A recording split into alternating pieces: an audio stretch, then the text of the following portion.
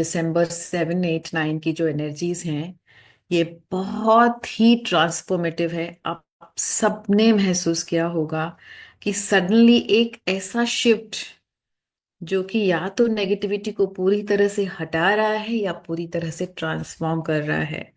इस वक्त जब हमारी ये एनर्जी शुरू हो चुकी है और 12-12 पोर्टल आएगा, उसके बीच में आप सबसे ये निवेदन है कि आप ज्यादा से ज्यादा ग्राउंडिंग करें। ग्राउंडिंग मतलब नंगे पैर पर घास के ऊपर चलना, कम से कम 20 मिनट एक दिन में, या किसी पेड़ के सहारे टिक कर बैठना, ध्यान करना। ये ग्राउंडिंग की एनर्जीज आपको ये जितनी भी ट्रांसफॉर्मेशन आ रही है, जो 21 दिसंबर को एक फाइनल एक एनर्जी शिफ्ट होने वाली, एक टाइमलाइन शिफ्ट होने वाली है, उसके लिए हमें प्रिपेयर करेगी। जिसमें अब ये समय आ रहा है कि फाइनली, कहते हैं ना, दूध का दूध और पानी का पानी, जो भी डार्कनेस के साए में था या डार्कनेस की वेल में छुपा था, वो सब उजागर होगा, उस पर लाइट जाएगी। और जो लाइट के साथ थे वो एक नेक्स्ट स्टेप फर्दर इवॉल्व होंगे। उसके लिए हो सकता है उन्हें बहुत सारी चैलेंजेस का सामना करना पड़े, हो सकता है उनके शैडो सेल्फ से वो अवेयरनेस में आ जाएं कि मेरे अंदर क्या चीज थी जो आज तक मैं नहीं समझ पा रही थी कि ये मेरे अंदर छिपी पड़ी है, ये मेरी शैडो सेल्फ है। तो अपनी शैडो सेल्फ से जब आप मिलेंगे, जब आप जुड़ेंगे, तो प्लीज उसको जज ना करें, गिल्ट में ना आए, उसको आराम से एक्सेप्ट करके उसके ऊपर काम करें, उस पर विजय पाएं।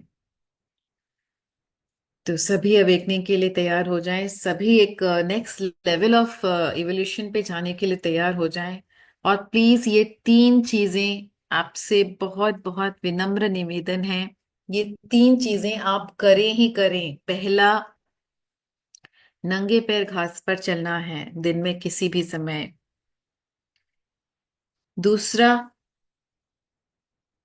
चाहे कितनी भी इमरजेंसी हो, दिन में कम से कम 10 मिनट आपको ध्यान करना ही है। जब आप अपनी सांसों से जुड़ोगे, तो जो भी नेगेटिविटी आपके चारों ओर है, जो भी आपके जीवन में चैलेंजेस चल रहे हैं, चाहे किसी ने दिए हैं, चाहे आपने सोल प्लान में लाई है, चाहे कुछ भी हो, वो सब कुछ न्यूट्रलाइज अगर करना है, अगर कोई भी बाहरी नेगेटिविटी से लड़ना है, उसको हटाना है, उसको दूर रखना है, कवच बनाना है, तो सिर्फ और सिर्फ ध्यान ही एकमात्र उपाय है। जैसे ही आप ध्यान से छूटोगे, वो आप पर कब्जा करेगी। तो प्लीज 10 मिनट ध्यान, और इतनी सारी जो ट्रांसफॉर्मेशन अभी चल रही है उसको बैलेंस करने के लिए मदर अर्थ पर चलना, या फिर ट्री के सहारे बैठना, या ट्री को हग करना। और तीसरा, इन एनर्जीज को आज आप तब भी बैलेंस कर पाओगे जब आप अपने बॉडी को मूव करोगे। जो सेडेंट्री लाइफस्टाइल हो गई है, हर समय बैठे रहना, या तो ऑफिस पे या चेयर पर या सोफा पर फटाफट से काम खत्म करके फिर बैठे रहना, ये आपकी एनर्जी को पूरी तरह से सिकुड़ रही है, एक स्पंज बना दे रही है नेगेटिविटी के लिए। और जो बैलेंस चाहिए हमें एनर्जी की, वो बैलेंस नहीं बन पा रहा है इसकी वजह से। तो ज्यादा से ज्यादा मूव करना है। अगर ज्यादा मूव दिन भर में नहीं कर पा रहे हैं, आपका काम ऐसा है, तो कम से कम घंटे में 3 मिनट से 6 मिनट का समय निकालिए कि आपको वॉक करना ही है। कोई फोन कॉल आए तो वॉक करते हुए बात कीजिए।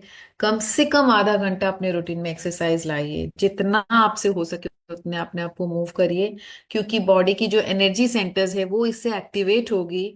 और जब ये एनर्जी सेंटर्स एक्टिवेट होगी, तो जो भी अभी ट्रांसफॉर्मेटिव एनर्जीज आ रही हैं और में दिसंबर के महीने में, जो कि एक रियल टर्निंग पॉइंट रहेगा सबके जीवन में, उन एनर्जीज को हम बेटर बैलेंस कर पाएंगे।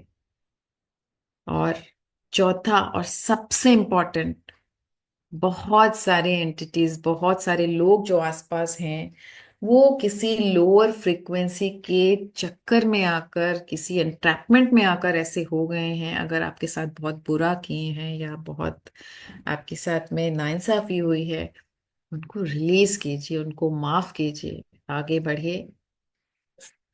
वो भी किसी नेगेटिव इम्पैक्ट में आ गए हैं, तो उनको रिलीज कीजिए, माफ कीजिए, अपने मन में उनके लिए बहुत सारा प्यार लाइए, क्योंकि ये ही एक स्टेप है जो आपको आपके अवेकनिंग के करीब लेकर जाएगी, आपको इस 3D से ऊपर उठ के 5D की ओर लेकर जाएगी। ये बहुत जरूरी है कि सबके लिए दिल में वो प्यार को अनुभव करना, उन नेगेटिव थॉट्स को, नेगेटिव पैटर्न्स को, नेगेटिव चीजों को जो अनुभव कर रहे हैं, जो भी आक्रोश है, गुस्सा है, हर्ट है, दुख है, दर्द है, जो भी है, सबको रिलीज कीजिए। वो आपको नीचे खींच रही है, आपके अंदर ब्लॉकेज बना रही है, आपको आगे बढ़ने नहीं दे रही है।